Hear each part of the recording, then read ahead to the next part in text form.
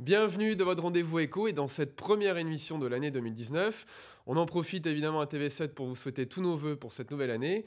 Et pour cette première émission, on va revenir sur la programmation pluriannuelle de l'énergie qui fixe la feuille de route, vous le savez, énergétique du pays pour les 10 prochaines années. Alors, est-ce que les annonces du gouvernement sont à la hauteur des défis à relever pour limiter au maximum le réchauffement climatique et créer justement de nouveaux emplois dans les énergies renouvelables? On va en débattre avec Jean-Yves Grandidier, qui est le président de Valorem, une entreprise en Gironde qui a été pionnière justement dans les énergies renouvelables, et Laurent Thibault, qui est le délégué régional de l'ADEME. On commence avec vous, Laurent Thibault.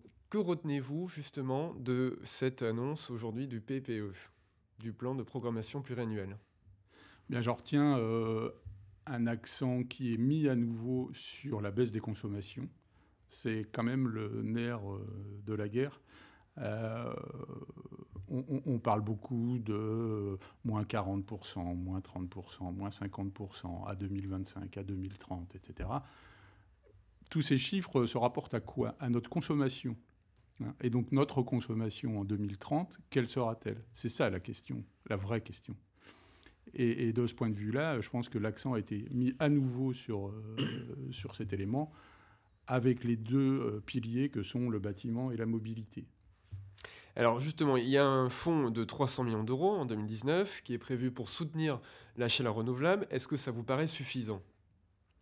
Alors, le fonds chaleur, il existe depuis 2009. Il nous a permis d'aider jusqu'à présent de l'ordre de 4000 installations quand même. Donc c'est un fonds à la fois qui s'est inscrit dans la durée et qui est suffisamment doté pour qu'on puisse réaliser des opérations en masse. Cette année 2018, ou l'année dernière 2018, le fonds chaleur était de l'ordre de 200 millions. Et on l'a saturé avec des beaux projets, y compris sur la métropole. En 2019, on part sur une programmation à 307 millions. Ça fait 50% de plus. On est prêt à relever le défi. On a des partenaires, la région, les fonds européens du FEDER, etc. Mais c'est quand même un défi. Il faut absorber une montée en puissance de 50%. On pense qu'on va pouvoir le faire. Sur l'éolien, justement, sur les énergies renouvelables, sur l'éolien, sur tout ce qui est photovoltaïque, aujourd'hui, beaucoup dans la filière critiquent justement en parlant de mesurettes. Est-ce que c'est aussi votre avis, justement, Jean-Yves Grandidier? D'abord, bonjour. Moi, je voulais revenir sur cette PPE en signalant quand même deux grosses omissions. Il y a eu deux grosses omissions quand même dans ce qu'a dit le président de la République et dans ce qui est dans la PPE. La première, c'est que, en fait, on va prolonger la durée de vie de centrales nucléaires au-delà de 40 ans. En 2025, ça veut dire qu'il y aurait à peu près 22 centrales qui auraient atteint cette date de 40 ans d'âge à 2025 et qu'il aura fallu prolonger pour pouvoir continuer à les faire fonctionner, d'après ce que nous dit la PPE. Ce qui risque de coûter très cher sur notre facture. Et effectivement, pour se mettre aux normes, ce qu'on appelle post-Fukushima, il faut mettre en place ce qu'on appelle un grand carénage. Et ça va coûter effectivement extrêmement cher. Et ça va se traduire par la mise en place d'une contribution au service public de l'électricité pour le grand carénage. Quand vous regardez votre facture d'électricité, là en bas de la facture, il y a CSPE. C'est effectivement aujourd'hui principalement pour financer le développement des énergies renouvelables, pour financer aussi ce qu'on appelle la péréquation tarifaire dans les départements d'outre-mer. Et eh bien, il va se rajouter, si on fait ces grands carénages de manière massive, une contribution au service public de l'énergie pour pouvoir assumer ces investissements. Et ça va faire augmenter fortement la facture d'électricité des Français, en particulier ceux qui sont dans le périurbain, qui déjà subissent les augmentations de pétrole pour venir travailler en ville, eh bien, ils vont voir augmenter d'un niveau à peu près équivalent, autour de 350-400 euros par an. Parce que leurs logements sont moins bien isolés, justement, qu'en ville aussi. Pas parce qu'ils sont moins bien isolés, mais comme ici, ils consomment 20 MWh par an pour se chauffer, et qui sont chauffés à l'électricité, parce qu'ils ont été justement acheter des logements, et comme ils n'avaient pas les moyens d'investir à cause des règles en fait d'endettement, la limitation de l'endettement, ils n'ont pas mis de chauffage central, ils n'ont pas de chauffage au gaz, parce qu'aussi il n'y en a peut-être pas dans ces endroits-là, et donc ils se chauffent à électrique, et donc voilà, ils vont la contribution au service public, elle va augmenter fortement, et à peu près du même type de l'augmentation du prix du gasoil qu'ils ont subi depuis un an. Et c'est combien pour vous à peu près? Ça fait combien par exemple sur la facture par an en plus Ça fait 350 à 400 euros. Nous, on l'a chiffré, c'est 17 euros, 18 euros par mégawattheure s'ils consomment 20 mégawattheures par an. Et ça, ils ne pourront pas le faire par... voilà, c'est la CSPE, c'est tout le monde qui contribue de la même manière. Et c'est un peu sournois. Ça va être un peu sournois. À la pompe, les gens, quand ils mettent de l'essence, ils voient la facture d'un plein à l'autre, ils voient la facture augmenter. Là, c'est très sournois parce que c'est dans des factures où les gens ne font peut-être pas complètement attention, mais ça va augmenter. Et le problème, c'est que pour eux, du coup, l'écologie est synonyme, entre guillemets, de punition financière, quoi. Voilà. De nouveau, ces gens qu'on a rejetés, au moins pour ceux qui ont été de manière un peu forcée, parce qu'ils n'avaient pas les moyens de rester dans la métropole, eh bien, ils vont encore subir, ça va être la double peine, en plus de l'augmentation du prix du gasoil. Et comme on l'a dit nous, dans un communiqué de presse, les gilets jaunes, ils vont voir rouge, quoi, avec cette histoire-là. La deuxième omission, c'est l'omission qui concerne justement aussi la question de la thermosensibilité. Alors la thermosensibilité, c'est quoi? C'est que quand vous avez les températures qui baissent en dessous de zéro, de zéro, par degré en dessous de zéro, l'augmentation de l'appel de puissance, parce qu'on démarre tous nos chauffages électriques, il y en a beaucoup en France, eh bien, elle augmente de 2,5 gigawatts par degré. Donc, et on se retrouve avec des pointes de consommation extrêmement importantes. Et donc, ces pointes, ça pose plusieurs problèmes. D'une part, ça augmente fortement à ces moments-là le prix de l'électricité. Il y a eu quelques jours, il y a eu des pointes comme ça, très importantes. En France, on était à 250 euros le mégawattheure, alors que les Allemands, au même moment, à la même heure de la journée, étaient à 70, parce qu'ils n'ont pas ce problème de thermosensibilité. Donc ça coûte très cher, à ce moment-là, au système électrique, on va dire en général. Deuxièmement, c'est des émissions de gaz à effet de serre, parce qu'on importe à ce moment-là beaucoup d'électricité qui est produite justement au charbon allemand. On reproche aux Allemands d'augmenter leur production avec du charbon, mais on est bien content d'avoir ce charbon allemand au moment de notre consommation de pointe. Et troisièmement, c'est aussi un problème de sécurité d'approvisionnement. C'est-à-dire que cette pointe, elle nous met en limite des capacités du réseau. C'est pour ça d'ailleurs qu'on va on va importer l'électricité. Et si jamais il y a une centrale qui tousse un peu, eh bien là, ça peut être le blackout. Donc voilà. Et là, on n'a pas du tout répondu à ce qui était une erreur de programmation des années 80, où on a développé fortement le chauffage électrique dans notre pays, à l'inverse de ce qui s'est fait dans d'autres pays. L'Allemagne n'a pas ce problème-là. Pour répondre en fait au surplus de nucléaire qu'on allait avoir. Mais le nucléaire, c'est une énergie de base. Ça ne répond pas aux besoins de pointe. Donc, il faut trouver d'autres solutions. Et en particulier, on a annoncé aussi qu'on allait fermer des centrales à charbon existantes dans l'estuaire de la Loire, à Cordemais, à côté de Nantes, au Havre.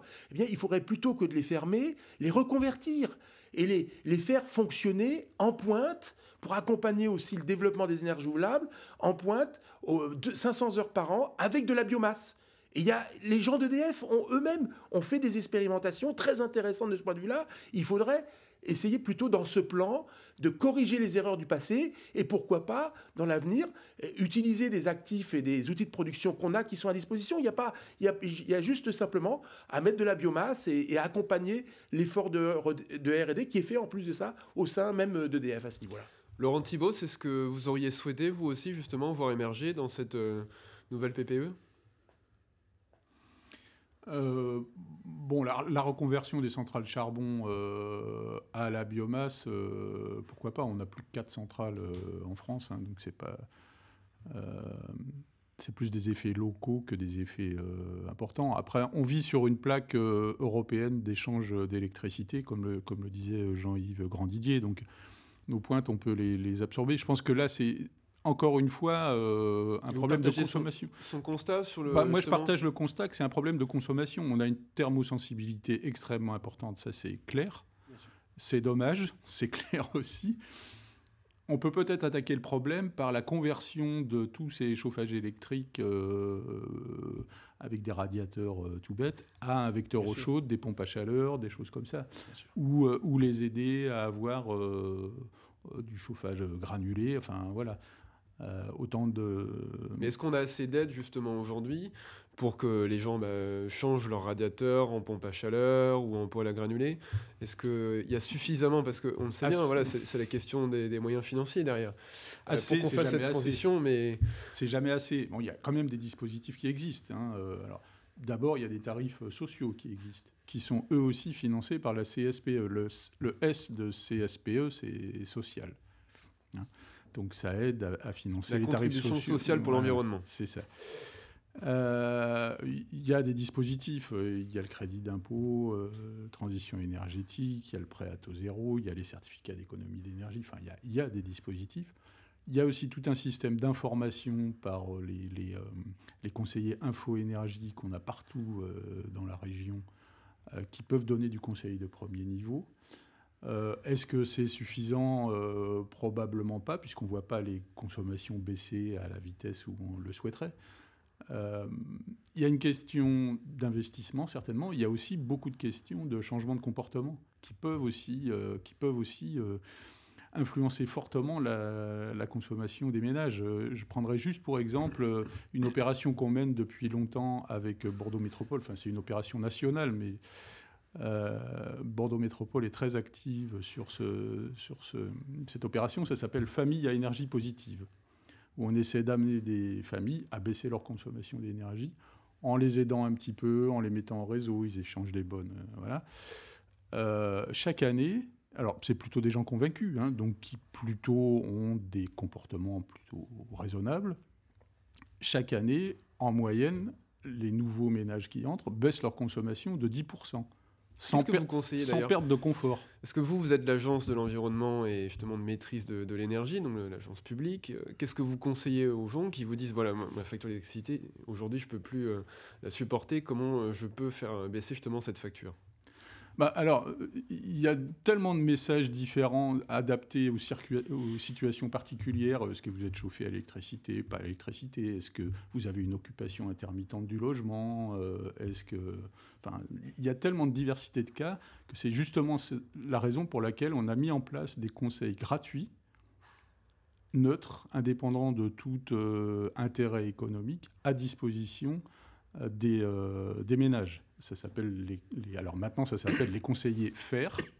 Ils sont accessibles sur un numéro vert. Je peux vous le donner, 0808 800 700. Et là, vous avez accès à un conseil de proximité. Vous pouvez aller rencontrer le conseiller info-énergie. Et lui, il va vous conseiller, mais sur votre situation particulière. Voilà. Sinon, vous pouvez aussi, si vous êtes sur la métropole, participer à des opérations comme Famille à énergie positive. C'est spectaculaire. 10%, oui, puis là, c'est un accompagnement sur la durée. Voilà. Et puis, il y a un aspect un peu collectif qui est assez stimulant. Et c'est sans perte de confort du tout.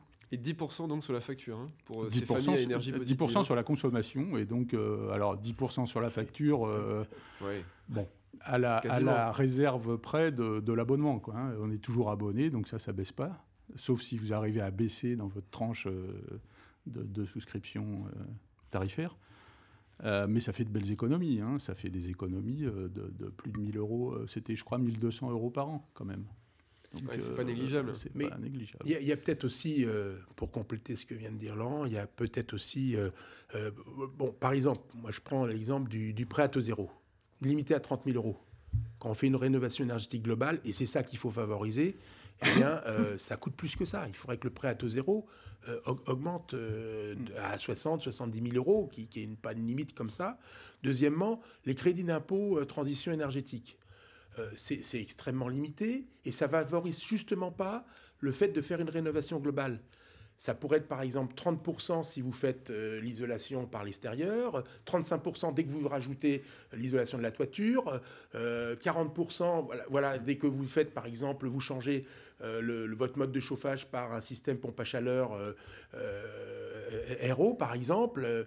Voilà, il y a peut-être des solutions pour favoriser justement ce qui doit être au niveau de la rénovation énergétique, qui va faire baisser effectivement les consommations pour les gens, de favoriser ces rénovations globales. Et la chose qui peut permettre à terme de faire baisser les factures, c'est de permettre aux gens d'être résilients par rapport justement à l'augmentation du prix du carbone. Donc c'est effectivement d'aller vers des systèmes où il y a une électrification de la société, mais avec des systèmes très efficaces, comme les pompes à chaleur, et être capable d'avoir des moyens de stockage pour profiter du bas prix que vous aurez de l'électricité au moment où les énergies renouvelables sont présentes.